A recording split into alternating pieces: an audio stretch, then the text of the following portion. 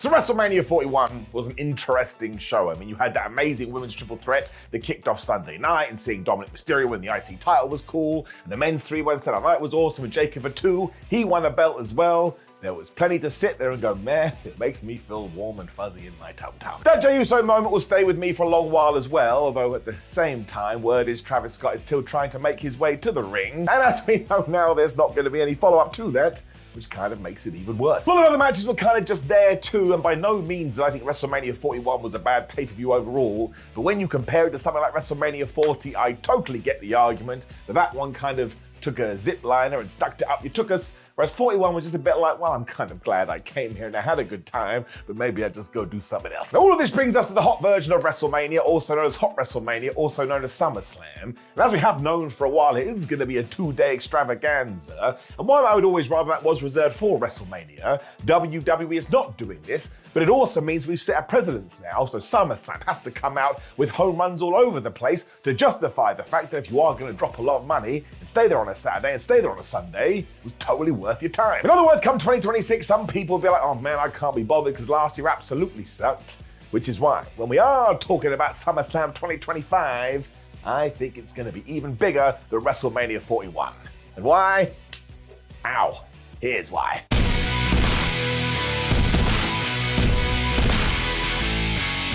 Now really, we've already touched on this because the reception to WrestleMania 41 after the fact was that it was just a little bit drab. Again, that is not what you want from WrestleMania. People will buy tickets to WrestleMania based on the fact it's WrestleMania. You want us idiot fans running around with our hands in the air going, I'm so gonna watch Raw in 48 or 24 hours and SmackDown too, because I need my adrenaline fix and I need to know what the flub is going on. This is why I think people are gonna start doing the dance of joy when it comes to SummerSlam, because even if we look at the card as it is today, well, on paper, it looks pretty flipping good. And we start with John Cena versus Cody Rhodes Part 2, which is already interesting, because surely this is the time when Cody Rhodes becomes a two-time world champion and John Cena starts his turn back to being a babyface. But the fact it's a street fight as well. Like if I had told you when John Cena came back and said, man, I'm going to do a retirement tour, nobody would have thought he would have done something like a street fight, especially with his movie commitments. And you know there's going to be shenanigans, you know there's going to be bells and whistles, and these are two monster character men. I just do not see how this could go bad. Now, they are famous last words, but it's John Cena and Cody Rhodes. We're probably going to get a title change, and they can use weapons, which I guess they also did at WrestleMania 41. But there's your story. I think it's going to be a brilliant Night 2 main event. It also means the feeling you'll be left with after that one will make you feel good about SummerSlam, which is probably also true of the Night 1 main event, which I'm going to hazard a guess is CM Punk versus Gunther for the world title. Now that is one of those matches where you just go, well, anybody could win this, because nobody would be surprised if Gunther held on to that thing, because he's having a terrific 2025, and the other dude is CM Punk. Everybody gets behind CM Punk. He is on a right tear right now. He has so much momentum, and before long he will be the world champion. You just have to do it. But this one also has an asterisk attached to it as well. There's all these rumors about Seth Rollins and whether he's injured and whether he's not injured. This could be the match where they're halfway through, because Seth Rollins turns it into a triple threat match, or Punk wins and he stomps his head into the mat, where Seth does return, goes, ha ha ha, I wasn't properly injured, it was all a ruse, I got you, and now look, it's not you Gunther, it's not you Mr. Punk, it's me Seth Rollins, I am the world champion because I just used my briefcase. Not only would that tie into what Seth Rollins did at WrestleMania 31, so everyone's gonna like it, but you light a brand new fire under the CM Punk and Seth Rollins feud, with the added bonus of Gunther involved. And I said this the other day, Gunther is good with everything. If you're gonna wake up this morning and have a piece of toast with a side of Gunther, that toast is gonna be 10 times as good. I just broke my maths, that's how good he is. It's also solid kayfabe booking in 2025 because it had everybody guessing, and I do applaud that. Like we're all walking around going, oh, nobody can work me anymore. Well, WWE did just do a good job of that. And that's what I want when it comes to pro wrestling. Trick me, man. That's half the idea. It also goes back to the whole concept of trying to get people tuned into Raw. How excited would you be for that CM Punk promo, be it him being the champion or him being screwed over by Seth Rollins? That could be an absolute all-timer. Even if we don't have any nonsense and it's just Gunther versus CM Punk, or the Ring General, they're not going to let that end with a whimper. They will ensure they come out banging and clanging and smanging, whatever else wrestlers do. It's another one super duper confident in. Naomi versus Io Sky versus Rhea Ripley for the Women's Championship has to be good as well, especially when it comes to those latter two. They have been involved in 2 matches already in 2025, which some people, rightfully so, have called potential Match of the Year candidates. And Naomi could be the most entertaining character in all of WWE, so that one ain't gonna suck. And even Jade Cargill versus Tiffany Stratton for the other WWE Women's title. I don't know what's going to happen there. It is a 50-50 pick'em, and we just talked about this. Any match on a big card that has Jeopardy, where you get Steve arguing for Jade and you get, I don't know, Laura arguing for Tiffany, and both people have good points, then you've done your job. That's been doubly hard for this year's episode of SummerSlam, because we had like 2 weeks to build it. Because WWE, they have a lot of mother flubbing events. Becky Lynch versus Lyra Valkyria has just been awesome ever since April and WrestleMania 41.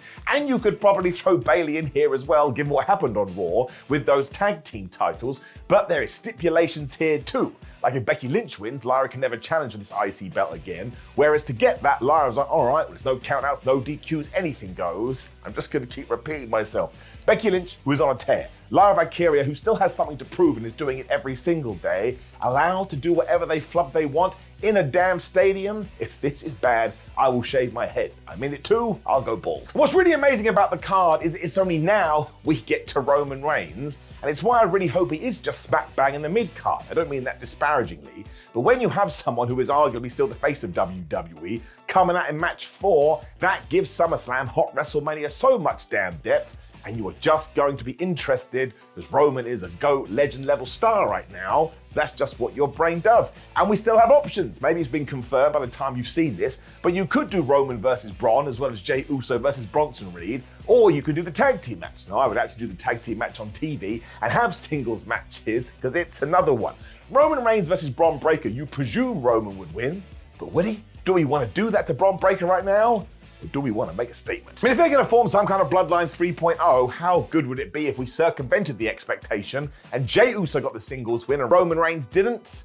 I mean, I guess you could do something with Seth Rollins there too, but I would not do that. But once again, that would surprise you, because if he comes out here and help his boy against Roman Reigns, maybe you won't believe he'll come back out in the main event. That would be quite risky and quite daring, but I like the fact we can have this conversation. Listen, there's every chance our tribal chief does end up in the main event, but I think that would be a silly Billy move, because you know he's indirectly going to tie into everything that is happening at the tippity top, so this one's exciting too. He also just loves Solo Sikoa at the moment, so him versus Jacob for 2 for the US Championship is totally fine by me, especially because it's in a cage, so that's going to bring the chaos, but also Jacob for 2 is probably going to win this belt back, and you absolutely need title changes on big shows like this. It makes the fan in attendance go, so happy I was here. I got to see history. AJ Styles versus Dominic Mysterio for the IC title could also do the same. Like, I will admit that WWE's follow-up to WrestleMania 41 with the Intercontinental title hasn't been great, but maybe that's why we could reset it here. And I have no problem with AJ Styles amassing more belts before his career does come to an end. Do not forget, he's one of a kind, and he changed the game. WWE is even going to give you nonsense and proper shenanigans if you want it, because Randy Orton and Jelly Roll, or Jar, are going to be taking on Drew McIntyre and Logan Paul, or Ladd. So Jar versus Ladd. And don't get on your high horse and go, I cannot believe that pro wrestling is doing this. Pro wrestling has been using celebrities since like 1914, which is a massive exaggeration, but there's no way it won't be fun. And also, let's go back to the Travis Scott thing. Go on your own Google machine and have a listen to what wrestlers are saying about Jelly Roll compared to Mr. Travis Scott. I think we've got the way better answer here. Also, Jelly Roll so far has actually done a decent job. Every time I see him on SmackDown or late shows, I'm like, man, I'm into you, JR. I'm actually quite excited to see how this one goes too. My secret pumped up match as well is Charlotte Flair and Alexa Bliss versus Raquel Rodriguez versus Roxanne Perez. Because finally, we're focusing on these women's tag team championships again. But also, anytime people enter this arena, I think they all have massive chips on their shoulder because they deliver every single time. And I'll have Charlotte and Alexa winning, I'll have Raquel and Roxy winning.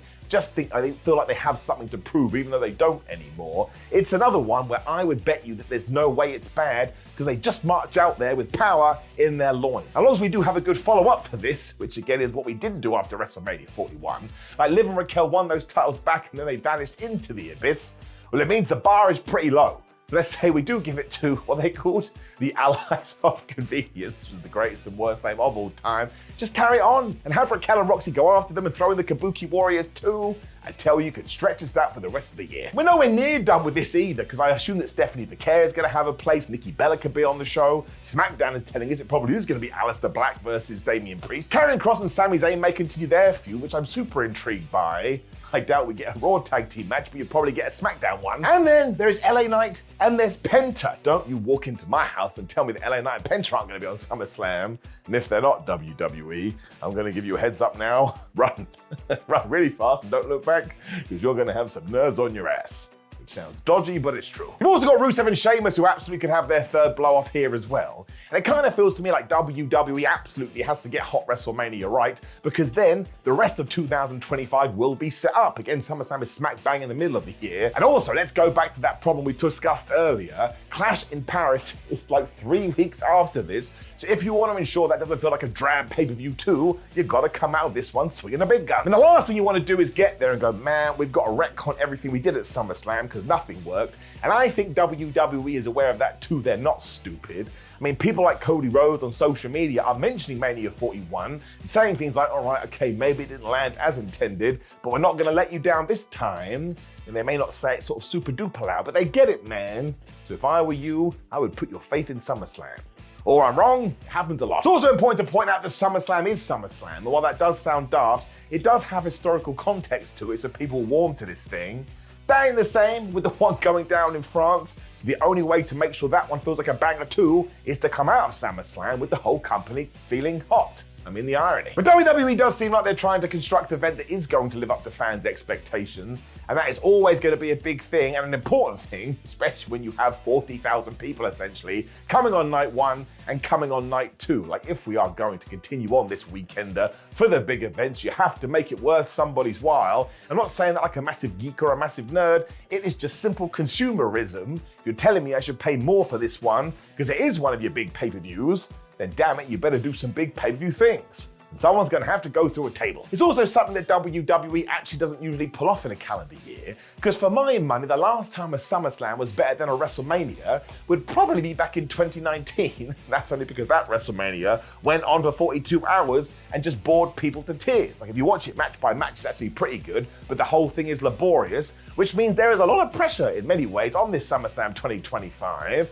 WWE is going to have to make sure they deliver on that, because again, the first ever 2-night SummerSlam. Survivor Series will be 2 nights and Royal Rumble will be 2 nights. But if this sucks, all of a sudden that conversation is going to be thrown into the wimwam. And if we are going to call that a fact as well, and we shall for that video, it would mean this SummerSlam is the first one to beat WrestleMania post-pandemic. I don't know how you feel about this, but ever since then, it feels like we're living in a different world. So I'm keeping my eyes on this as I do stand here 10 days before SummerSlam 2025. WWE's in a good position. And the promotion, the build, probably should have been extended by 2 weeks. But in 2025, we must have 32,479 shows. I guess we'll just have to deal with it. But future Simon will tell you, if I had just come back to the past, like I'm back to the future, we all did all right, and it was good, and Seth Rollins is the champion, and so is Cody Rhodes.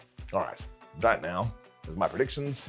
Goodbye. But not quite, because please do let me know what you think about SummerSlam. Maybe you think it's a pile of ass. You could tell me in the comments below. Like the video, share the video, and subscribe. Click the video on the screen, which will be me talking to you more about wrestling, because why the flub wouldn't you want that? But otherwise, my friends, embrace wrestling even when it is bad. It's good for what ails you, and I'll see you throughout the week.